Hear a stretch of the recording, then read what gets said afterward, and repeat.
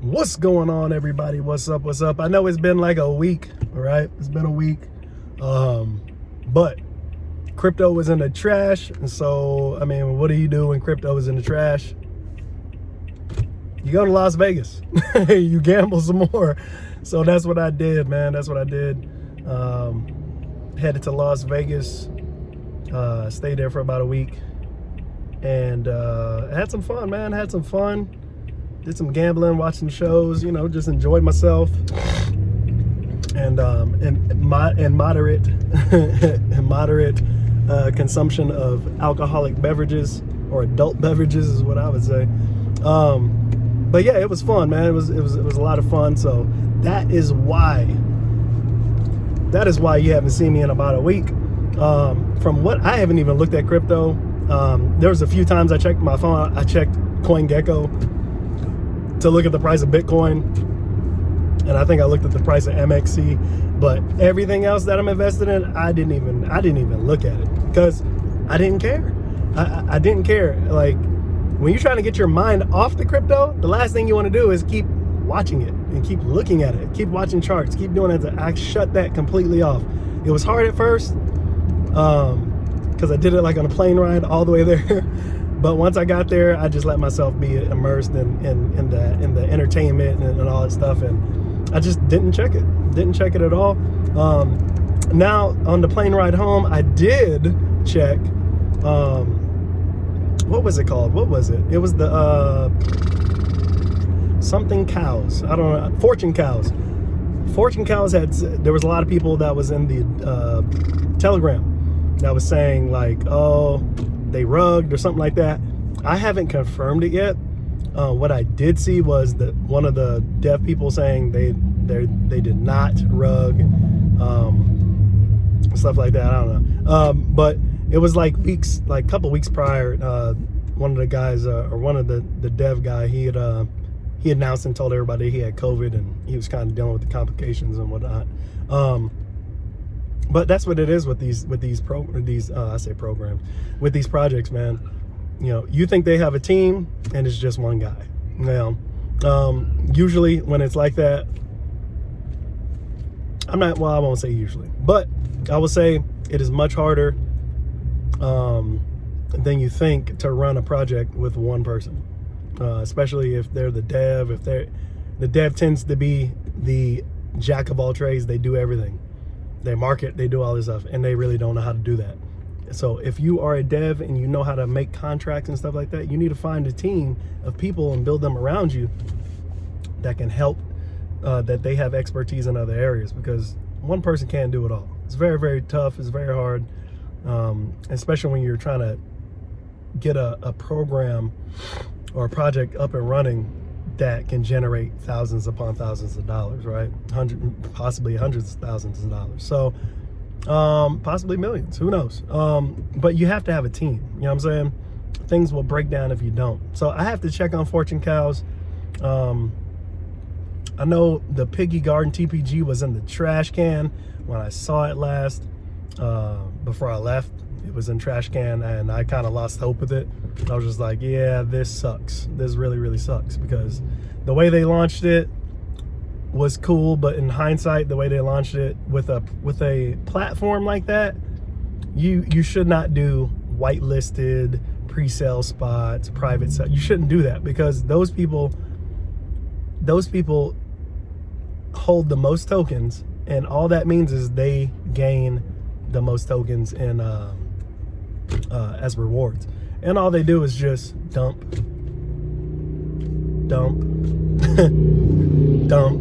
because they can't get their token, they can't get their, you know, the original money allocation back for the tokens. So what else is left?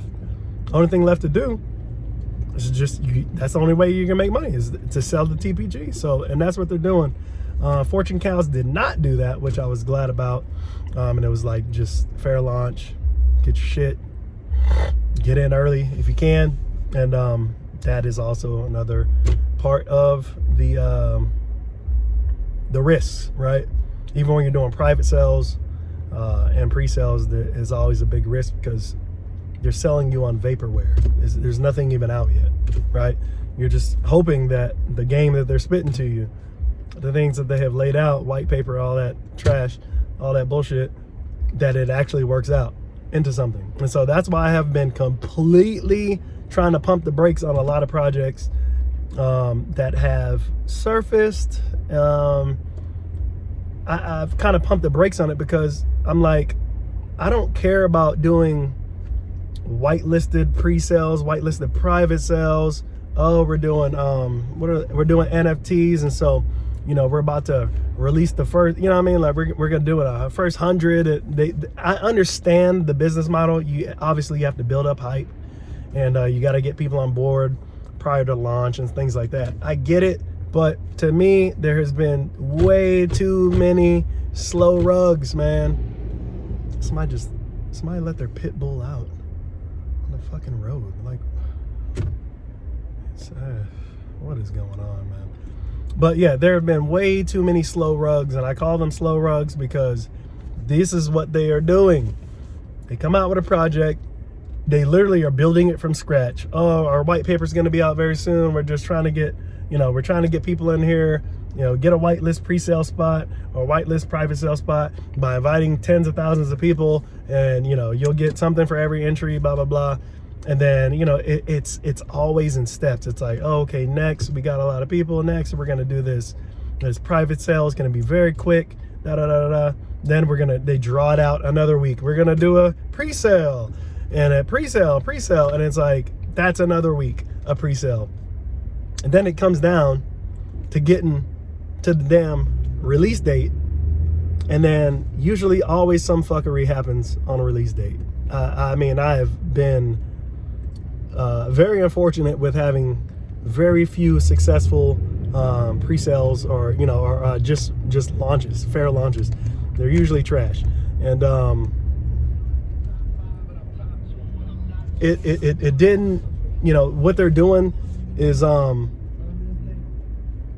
sale comes, you know, public sale comes. There's always some fuckery with you know, when they exactly release it for people to buy, and the sniper bots and all that bullshit. And then usually what ends up happening is a complete rug.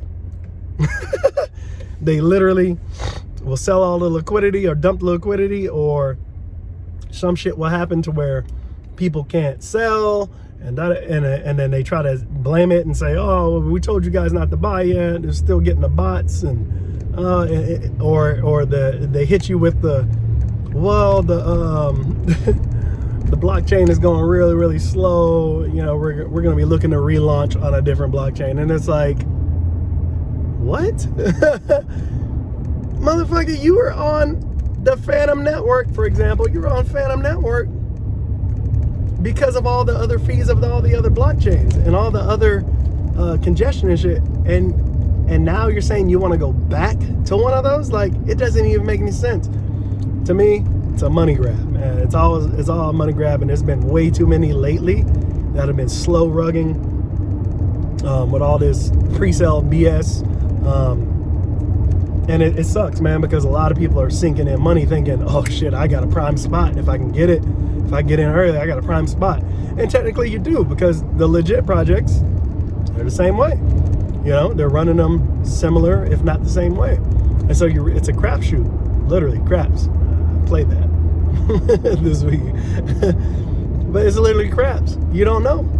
You have no idea. A rug is not a rug until it rugs. That's what I say. You know, so when I get back, I'm gonna check. I'm checking all the investments and things like that. There is one that I'm hoping Polar Nodes popped off, and Poseidon. I'm hoping that they've been able to recover at least some. But what I did see from a few times that I checked my CoinGecko while I was playing slots or something, was Bitcoin still fluctuating between like 38 and 41 or 42 or something like that thousand. And so that kind of just told me right then and there that not much has changed in a week. So not really expecting to see much. So it is what it is. We'll see what's going on. we'll hedge our bets, place our bets, and we'll just keep moving forward, because crypto is not only crypto is a game of patience as well, just like stocks and bonds. It's a game of patience. You have to have patience. If you don't have patience, you end up usually screwing yourself out of really good deals. That's what I've noticed over my tenure of dealing with crypto, is that sometimes when you're too hasty, usually it's because you're too hasty, you miss out on something. You miss out on a big reward. And sometimes if you're too slow and you wait it out and you give too much hope, instead of just looking at the numbers and the situation and things like that, and so instead, if you have that diamond hand spirit, that diamond hand hope, you end up screwing yourself out of a lot of things as well. So, just be careful in what you're doing. Make your best educated guess, but always do your research before you get into something. Always have at least a minimum exit plan, right? A minimum exit plan. I say that because it's very important. A lot of people don't stick to it. For example, in Vegas, if I'm playing slots and let's just say I take out $100. If I'm playing a game, say I put in 20 and I start to win, say I win $50, and I'm like, okay, that's good. Let's keep going. Right then and there, before I start playing again, I say, okay, now I'm up $70. I'm at $70. I put in 20. I now got 70. What do I want to do? Well, first of all, my lowest ball, or my lowest limit, is I'm leaving here with the money that I put in. I'm leaving here with at least 20, which means I'm not betting any more money once I get down to $20. And then I'll go move machines or something like that, change machines, or do whatever else. But it's those kind of limits that you got to set for yourself. Like, whatever you put in, that should be your very minimum of getting out. Like, it shouldn't be less than that. It can be more than that, but it shouldn't be any less than what you're putting in. This guy's going slow as hell. But yeah, and that's what I did. So you got to take that kind of logic and apply it to crypto, man. When you're gambling, because that's all crypto is, you're gambling. Stocks, you're gambling. You're gambling. So when you gamble, just always have a plan, man, because you can end up in a bad situation. You can end up on zero, and then you say, oh shit, I should have just took my money out when I had the chance. Like, you know what I'm saying? So think about that. Let me know how your guys' investments are going. Like I said, I'm gonna reevaluate where we're at on our current investments, and then move from there, because there's always new investments. There's always new projects. There's always new things. There's no short of projects in crypto. We got hundreds every day. So, hedge your bets, do the right thing, and you might get rewarded pretty handsomely. You never know. But anyways, that is my update for the week. You might see something this weekend. You might not. Obviously, you're going to see a update video on what the hell we're doing. But you can expect those next week. So hopefully you guys enjoy yourself over spring break, if this was your spring break, and you're safe, and everything's good. If you did go and gamble like I did, hopefully you won some money. If not, hopefully you still had a good time, right? That's what it's all about when you go gamble in person, like at a casino. It's all about having a good time. You may lose your money, but if you go in there with a good plan, you should walk out with something, right? Should walk out with something. But anyways, catch you guys in the next one. Peace.